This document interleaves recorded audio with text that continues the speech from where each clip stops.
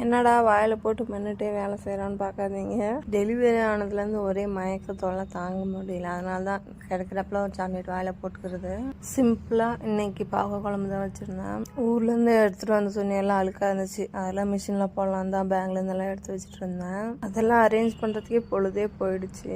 இப்போது case தட்டுப்பாடுன்றதுனால maximum 1 pot rice தான் night டைம்லாம் வைக்கிறது. வீட்டில் மிளகாத்தூள் காலியாச்சு. அதை அரைச்சி எடுத்துகிட்டு வந்திருந்தாங்க. அது 1 மாதம் வரும், ஒன்றும் பிரச்சனை இல்லை. இன்றைக்கி நைட்டுக்கு அரிசி பருப்பு சாதம் தான் வச்சுருந்தேன். சைடிஷ் எதுவும் இல்லை, முட்டை தான் வச்சுருந்தேன், வேறு எதுவும் பண்ணல.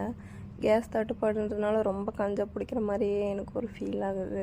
வேலைலாம் முடிச்சுட்டு துவைச்ச துணியெல்லாம் மடிக்கிற வேலை இருந்துச்சு. அதெல்லாம் மடித்து வச்சுட்டு இருந்தேன்.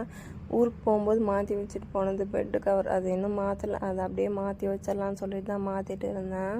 வேலை மட்டும் முடியவே மாட்டேங்குது, வந்துகிட்டே இருக்குது. இதுக்கு இல்லையா சார் ஒரு எண்டு, அந்த மாதிரி தான் இருக்குது. பெட்ஷீட்டெல்லாம் மாற்றிட்டு பெட்டு ஃபுல்லாக க்ளீன் பண்ணிவிட்டு அதுக்கப்புறம் இந்த வேலையை செஞ்சால் தான் ஒரு திருப்தினே இருக்கும்.